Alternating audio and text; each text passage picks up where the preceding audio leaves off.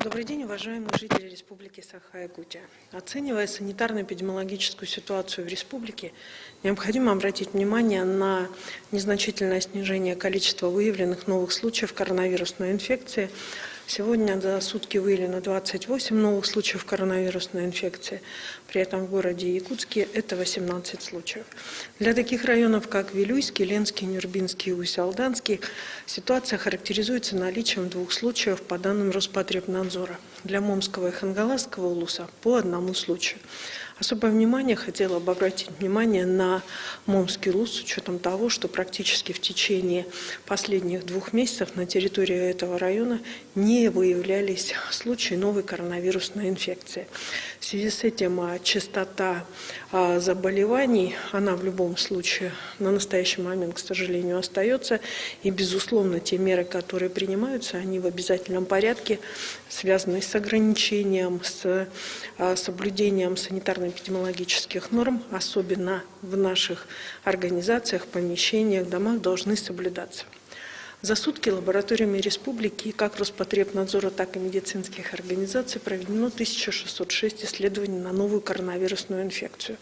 Всего с начала пандемии в республике сделано 999 512 тестов. Необходимо обратить внимание, что сейчас достаточно активно осуществляется вакцинация против коронавирусной инфекции.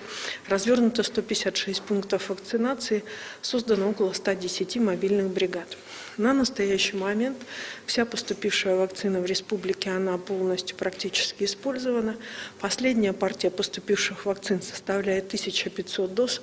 Она поступила 22 марта и распределена среди 4 улусов республики, в которой раньше всех закончили вакцинацию, и в городе Якутске. В ближайшие дни, в четверг, ожидается поступление еще 3600 доз.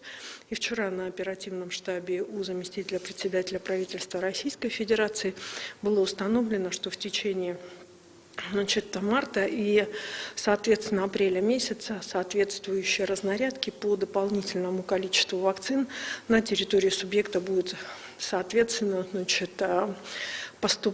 будет поступление в республику. Сегодня у нас действительно уже большая очередь, поэтому я прошу тех, кто записался, проявить терпение.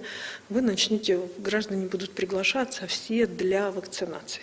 Необходимо обратить внимание, что те послабления, которые были сделаны, и, соответственно, вакцинация позволила нам разрешить проведение ряда мероприятий, в том числе и с участием граждан пожилого возраста. Тем не менее, я хочу обратить внимание на то, что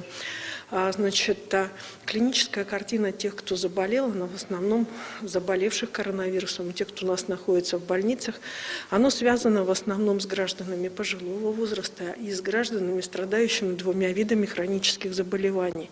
Это заболевания эндокринной системы и, соответственно, заболевания сердечно-сосудистого. Поэтому для этих категорий граждан, еще раз обращаю внимание на строгое соблюдение соответствующих норм, и лишь только в случае вакцинации возможность участия в различного рода мероприятиях, либо участие достаточно, соответственно, легкое, именно со строгим соблюдением норм.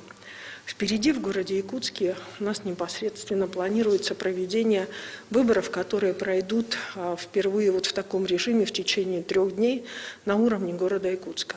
Поэтому, безусловно, желающие реализовать свое конституционное право пожилые граждане вправе обратиться в участковые избирательные комиссии по городу Якутску для того, чтобы было осуществлено голосование на дому, либо же при приходе непосредственно на участковые избирательные комиссии по своему желанию, соответственно, в обязательном порядке соблюдать санитарно-эпидемиологические нормы. Таковы правила, к сожалению, сегодняшнего дня, и мы дальше продолжаем также беспокоиться о наших пожилых гражданах, понимая, что, безусловно, и реализацию конституционных прав, конечно же, есть полное желание его безусловно, реализовать. Поэтому еще раз обращаю внимание, что сегодня со стороны органов государственной власти, которые отвечают за организацию, в том числе безопасных условий проведения выборной кампании на территории города Якутска, приняты все меры для того, чтобы участки и члены комиссии были в полном объеме и не представляли угрозы, и участки были в полном объеме безопасными с точки зрения санитарно-эпидемиологических норм.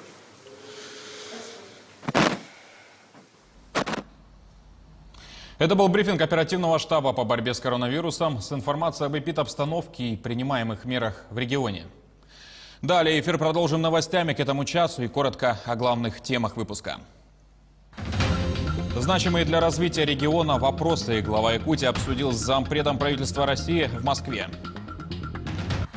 Онкоскрининг теперь доступен жителям Мегино-Кангаласского района. Профильный кабинет открыли на базе ЦРБ. Фермерскому хозяйству Габышевых в Алекминском районе исполнилось 20 лет. Предприятие посетила наш корреспондент. Конструкция моста через реку Лену в Якутии прошла первые натурные испытания. Туда вошло изучение движения льда. Исследования провели в Ленинградской области. Об этом сообщает пресс-служба группы ВИЗ. Испытания состоялись на площадке главной экспериментальной базы Государственного гидрологического института. Цитата. «По итогам эксперимента никаких недостатков конструкции моста не выявлено. Готовится следующий этап исследований», говорится в сообщении. Глава Якутии Айсен Николаев в ходе рабочей поездки встретился с зампредом правительства России Маратом Хуснуллиным. В ходе встречи стороны обсудили вопрос увеличения объемов жилищного строительства в рамках федерального проекта «Жилье», капремонт в многоквартирных домах и теплоснабжения. Рассмотрели также ход реализации регионального проекта «Дорожная сеть», нацпроекта «Безопасные и качественные автомобильные дороги», синхронизацию развития восточного полигона железнодорожных путей и угольных предприятий Южной Якутии. Также глава региона принял участие в программе на телеканале «Россия-24». Там он рассказал о грядущем фестивале «Мусустар».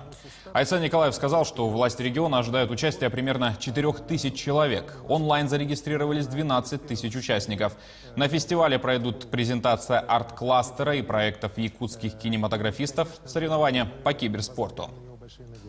Безусловно, фестиваль «Мусустар», который переводится «Ледоход», он у нас проходит, наверное, одним из первых в стране, такое вот постковидное время. И, конечно же, мы